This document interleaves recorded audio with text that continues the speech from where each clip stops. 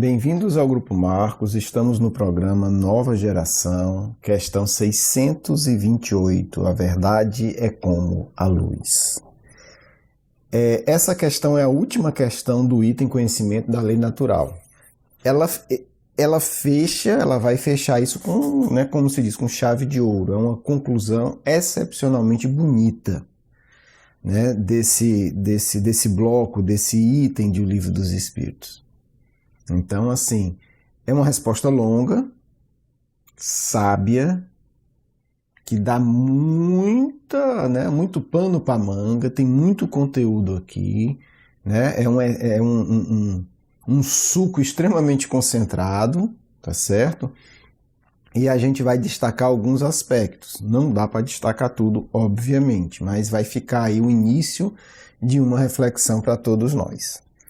Bem, após a 627, que foi extraordinária, espero que vocês tenham lido e refletido sobre essa questão, a gente vem para essa questão aqui e Kardec pergunta o seguinte: ok, entendi tudo, entendi que houve revelação em todas as épocas, entendi já que desde a 625 que Jesus é de fato a única fonte perfeita de revelação, porque é Deus que está falando ali.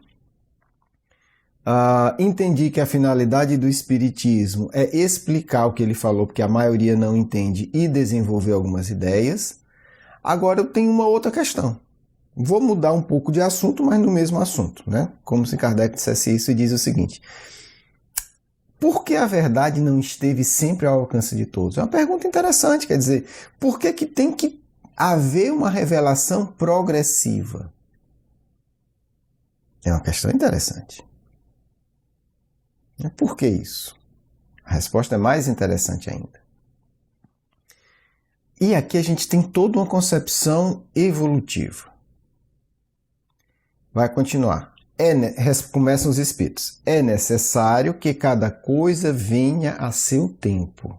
Primeira coisa. A verdade é como a luz.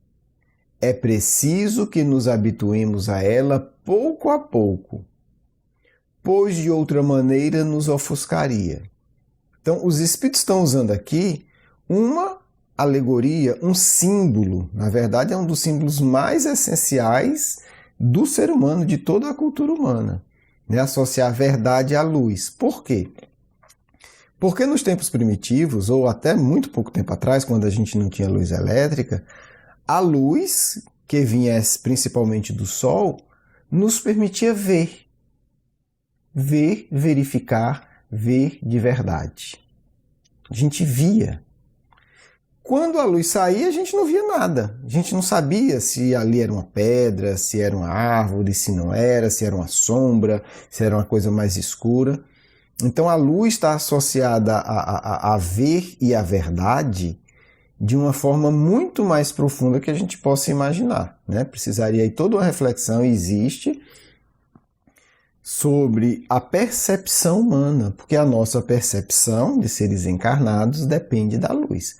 Kardec depois, na Revista Espírita, vai avaliar a percepção dos desencarnados em relação à luz, mas é outro assunto. Para nós do mundo material, a luz se assemelha à verdade, a ver e à verdade. Eu só vejo, eu só percebo, eu só reconheço algo se tiver luz. E aí eles vão agora falar uma outra coisa, já é um outro tema aqui. É preciso que nos habituemos a ela pouco a pouco, de outra maneira nos ofuscaria, mas é também algo que está embrenhado, imbricado, tecido, envolto nas nossas experiências práticas. Todos nós já tivemos essas duas experiências, da luz, que permite a gente perceber o mundo, a gente entender, a gente entra num quarto que não conhece, sei lá, num quarto de hotel, a gente não sabe de nada, a gente não percebe nada, a gente está nas trevas, a gente não sabe onde estão as coisas. Primeira coisa que a gente faz, providencia a luz. Na hora que a luz aparece, a gente entende tudo. A gente sabe onde está a cama, a gente sabe onde está o frigobar, a gente sabe onde está a mesa, a gente sabe onde está a porta que dá para o banheiro, a gente sabe onde é que tem janela, onde não tem. Então é isso. Só que, quando a luz é muito poderosa, ela não nos ajuda. Eu acho que todo mundo também já passou por isso. Você está num lugar muito escuro, de repente vê uma luz muito forte. Não ajuda, a gente não vê. A gente fica numa espécie, né, assim, entre aspas, de trevas luminosa. A luz é tão intensa que também não nos permite ver. É luz, mas não nos permite. Então a gente vê aí também toda uma compreensão de que as coisas se dão passo a passo e é necessário um equilíbrio.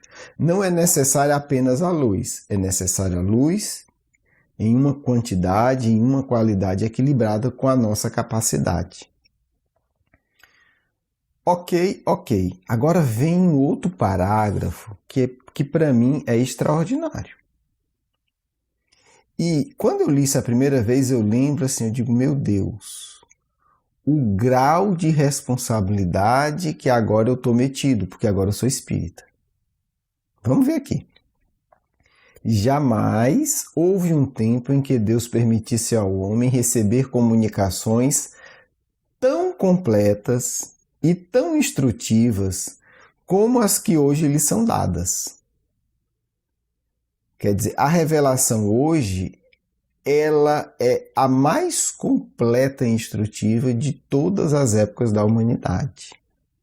Eles comentam, havia na antiguidade, como sabeis, alguns indivíduos que estavam de posse daquilo que consideravam uma ciência sagrada e da qual faziam mistério para os que consideravam profano.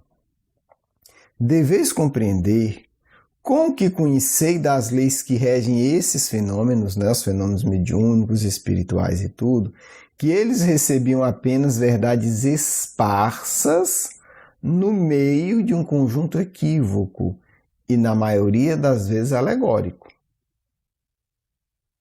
Olha que interessante. Né? Assim, hoje vocês estão recebendo o que eles não recebiam. Mas os espíritos eles são muito cautelosos com a nossa arrogância, porque o espírito arrogante, quando lê isso, ele já diz, então vamos jogar tudo no lixo, porque o que a gente tem é melhor, joga tudo fora. A gente comentou isso na questão anterior também.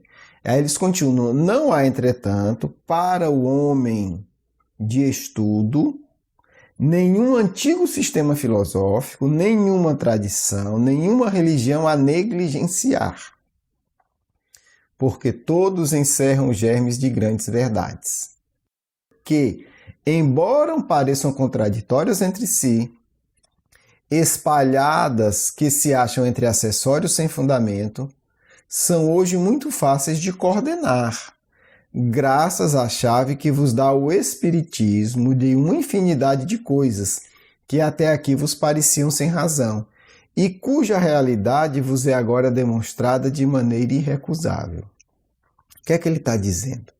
Se você de fato conhece o Espiritismo, você não pode negligenciar, se você for um estudioso, nenhum sistema filosófico antigo, tradição, religião. Por quê? Porque com o Espiritismo você pode coordenar todos esses saberes, separar o que não tem fundamento e o que é essencial e ter uma compreensão muito profunda da realidade. Por isso que a gente pode dizer que hoje, até onde eu consigo enxergar, com bastante tempo de movimento espírita, nós não temos mais nenhum estudioso. Por quê? Porque os indivíduos, tudo bem, eles se apresentam como estudantes, que de fato são, mas eles se apresentam como estudantes, mas agem como estudiosos, né? Muito curioso, porque além de tudo eles são muito humildes. Mas o que acontece? Hoje, a gente não tem nem estudo sério sobre o Novo Testamento, gente. Você imagina estudo sério sobre Platão, sobre Pitágoras, sobre o xamanismo, sobre o budismo, sobre o islamismo, sobre o hinduísmo, sobre vários outros sistemas filosóficos, coordenados e apresentando e compreendido à luz da chave que nos dá o Espiritismo, da luz que o Espiritismo projeta sobre eles. Isso não existe. Né? Estudo sério sobre mitologia à luz do Espiritismo. Mitologia grega, mitologia romana, que é parecida, que eles pegaram muita coisa de lá. A mitologia nórdica, mitologia dos indígenas brasileiros, dos indígenas americanos, mitologias africanas, mitologias asiáticas, mitologias russa. Então, o que acontece? Hoje a gente não tem nem no Novo Testamento, então imagine dessa amplitude maior. Mas é importante não perder de vista porque um dia teremos. Por quê? Porque se a geração atual está nessa situação triste, a nova geração vai resgatar isso. Espíritos sérios, que estudam, que dedicam décadas aprofundando em um ou dois temas. É isso que a gente precisa. E ofertam isso generosamente à humanidade. A gente precisa desse tipo de caridade. Porque isso nos eleva, e nos elevando, a gente resolve todos os problemas materiais de uma forma muito simples, porque estamos elevados. Vamos lá, última linha. Não deixeis de tirar desses temas de estudo, não deixeis de tirar temas de estudo desses materiais, quer dizer, e tudo isso é tema de estudo. São eles muito ricos e podem contribuir poderosamente para a vossa instrução. Quer dizer, tudo isso é um cenário de orientação que os espíritos deixam aqui. Para quem for sério, para quem quiser só dar uma leitura básica e sair resolvendo os problemas do universo, claro que isso não interessa. Mas aqui é a proposta para os espíritas sérios. Não estou falando de espírito iluminadíssimo, não. É quem quer levar a coisa séria. Que a gente pode até não fazer isso. Às vezes a gente não tem condição, não tem talento, não tem disposição, não tem nada para fazer. Mas assim, é fundamental que todos nós tenhamos consciência qual é a proposta espírita séria. O que é que os espíritos estão indicando aqui para Kardec? Porque se o foco do espiritismo é restabelecer o verdadeiro cristianismo, isso significa também integrar toda a outra sabedoria, porque se o cristianismo é a sabedoria máxima, ele pode integrar todas as outras sabedorias fragmentárias. Essa é a obra do espiritismo. É essa integração profunda. Essa é a obra do espiritismo. Cristianismo como referência suprema, integrando todos os antigos sistemas filosóficos, tradições e religiões. Por quê? Porque o cristianismo está mais perto de Deus, então está mais perto da verdade. Então ele pode absorver e integrar todo o resto. Mas é óbvio, aqui a gente precisa de esforços seríssimos, estudos sérios, né? Não é uma obra simples e uma coisa que se faz no fim de semana, né? Pelo amor de Deus, isso aqui é um conjunto, é um esforço coletivo de centenas de vidas devotadas à verdade. Obviamente, trabalho da nova geração. Eu não espero que eu faça isso, nem que você faça, mas eu espero que a gente, pelo menos, não se torne inimigo da nova geração, que é o que eu hoje me preocupo. Porque não entende isso. Não entende a necessidade desse aprofundamento para o restabelecimento do cristianismo num patamar superior. Isso se chama evolução. Um grande abraço, vamos para a nossa segunda parte. Queridos filhos, queridas filhas, que a paz do Cristo esteja em vossos corações. Não estejamos nós ansiosos, briguentos, odiosos. Não. Estejamos contentes com a luz que está chegando no mundo. Kardec prepara o caminho. Muitos seguirão.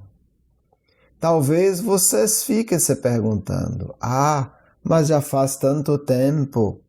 E nada acontece realmente de maravilhoso. Mas em breve vai acontecer, porque, entendam, filhos, as massas precisavam ser preparadas para poder ser conduzidas ao bem maior. Elas precisavam aceitar o mínimo para que o programa do Cristo passasse para a nova etapa. Tivemos essa etapa de divulgação extrema, de diluição sim do espiritismo. Ficou mais superficial, mas tocou em milhões de corações. Isto foi fundamental. Isto foi fundamental. Isto o mais alto providenciou, independente da má vontade humana, independente das falhas terríveis de espíritas que tinham por tarefa executar isso. Independente disso. Por quê? Porque a nova geração não poderia ser prejudicada pela leviandade de meia dúzia de irresponsáveis. Então, o mínimo foi estabelecido na Terra para o trabalho da nova geração. Que mínimo é esse? Saber o que era o Espiritismo. Saber que a imortalidade é um fato. Saber que a reencarnação é uma lei de Deus. Saber que existe uma justiça. Saber que existem energias que percorrem o universo, a realidade dos fluidos, saber o mínimo que existe algo chamado magnetismo, é saber o mínimo de mediunidade e que tem um padrão ético a mediunidade cristã. Hoje as massas sabem disso. Isto é fundamental, porque quando a nova geração começar a ensinar coisas profundas, precisa ter isso por base. Porque se pessoas duvidam, mas espírito se comunica mesmo, aí tem que começar do zero. E nós não vamos começar do zero, claro, porque esse trabalho foi muito bem feito. Por isso, tivemos novelas, filmes, séries, testemunhos, operações mediúnicas filmadas e apresentadas para todos, psicografias públicas, testemunhos e etc, etc. Tudo isso é fundamental. Para quê e por quê? Porque muito em breve, filho, nova geração vai aparecer. Não pense que nova geração vai usar o modelo do movimento espírita falido, de palestra e venda de livro. Não, não é isso. Nova geração tem outro padrão. Tem livros publicados cientificamente e tem livros de divulgação publicados gratuitamente na internet. Quer conhecer um falso profeta?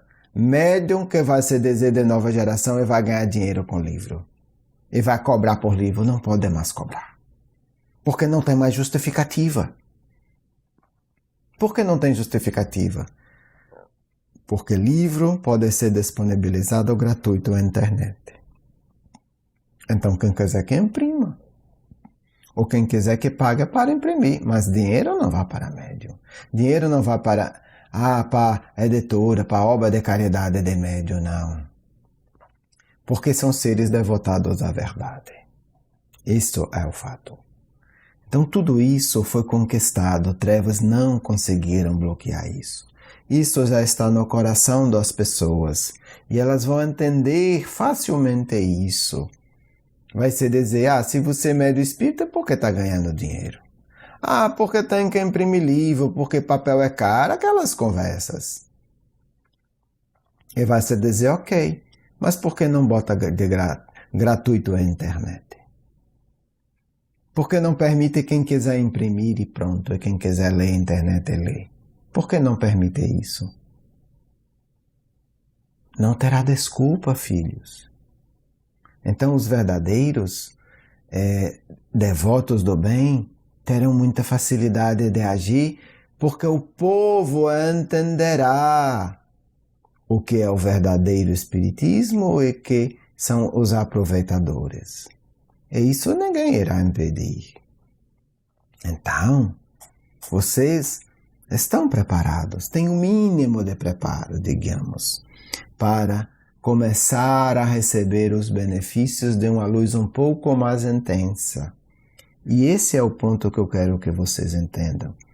A humanidade precisa aprender a aceitar a luz de espíritos encarnados de forma mais intensa.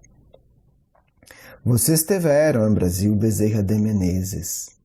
Uma luz tão intensa que hoje parte do movimento espírita rejeita. Porque incomoda. Da mesma forma que o Cristo incomodou. Da mesma forma que Allan Kardec incomodou. Então a luz incomoda, não gosta. Então tenta desvalorizar, criticar, caluniar. O que irá acontecer é que a maioria está preparada para um pouco mais de luz. E esse um tanto mais de luz se chama nova geração. Porque não vai ser apenas mais um. Serão mais alguns milhares. Claro, muitos sofrerão e se afastarão porque terá muita luz. Mas vocês que são devotos sinceros, mesmo imperfeitos, já podem orar para o Cristo ajudar vocês a suportar essa luz. Porque tem um detalhe, filho. A luz que vem agora, por ordem de Deus, não poderá ser mais apagada. Entende, filho? Porque o Cristo, sim, apagaram. Kardec, muita coisa foi apagada. A Bezerra vocês estão apagando. Já quase terminaram de apagar. Mas, nova geração é o tipo de luz que, por ordem de Deus, veio para ficar. Então, entendam. É assim que funcionou nesse aspecto histórico. Vem a luz divina pelo Cristo. Alguns amam e outros a odeiam e a apagam. Vem missionários. Alguns amam, muitos odeiam e a apagam. Agora, vem não uma luz gigantesca, mas vem milhares de luzes. E estas continuarão. Então o que acontece? Aqueles que não a suportarem não conseguirão apagá-las, terão que se afastar. Isso vocês chamam de degredo para outros mundos. Não é, filhos, que alguém com raiva está expulsando esses espíritos. Eles não suportariam viver continuadamente na luz, porque estão há milênios viciados em trevas e não aproveitaram chance para se acostumar com a luz. Não pensem que degredo espiritual é ato de ódio, de raiva de Deus. Não. É o melhor para cada um. Porque esses, ao viver no mundo com muita luz, se sentiriam no inferno. Vou dar exemplo simples. Imagine um mundo em que os sentimentos podem ser revelados por meio de mecanismos eletrônicos. As intenções podem ser reveladas. Então esse indivíduo vai procurar trabalho ou vai procurar um trabalho voluntário. A pessoa diz, ok, coloque aqui sua mão para a gente ver onde melhor podemos lhe alocar. Aí bota a mão e se revela. Inveja, desejo de vingança, planos de subir ali enganando os outros, no fundo não quer colaborar, no fundo quer mandar. Imagine a vergonha desse indivíduo. E todo canto sendo assim. Para ele, é luz demais. Se torna insuportável, porque ele sabe que todos vão saber de sua torpeza extrema. Para um indivíduo como esse, é muito mais misericordioso ele ir para o mundo selvagem, onde vai ter muitos séculos para se reabilitar, e depois se conseguir voltar para o mundo que partiu.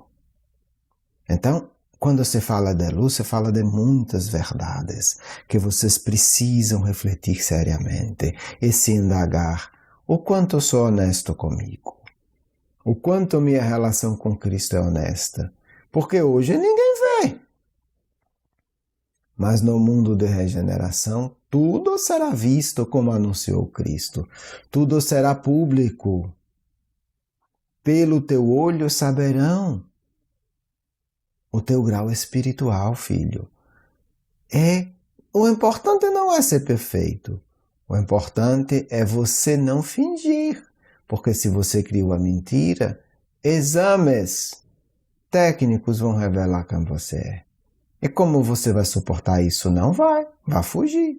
Você vai pedir para ir para o mundo inferior, porque vai se sentir humilhado, não por sua inferioridade, mas por conta da mentira que você sustenta dentro de você. Portanto, lembremos, os humildes serão exaltados e os orgulhosos serão rebaixados.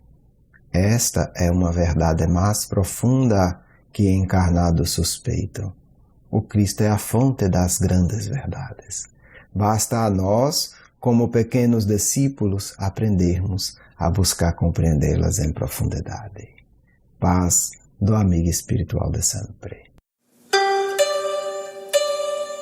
Quero agradecer o seu carinho, a sua atenção e para conhecer mais do nosso curso Educação Espírita, um convite à juventude, do nosso programa Nova Geração e os nossos livros, por favor visite o nosso blog grupomarcos.com.br. Você é muito bem-vindo. Um grande abraço.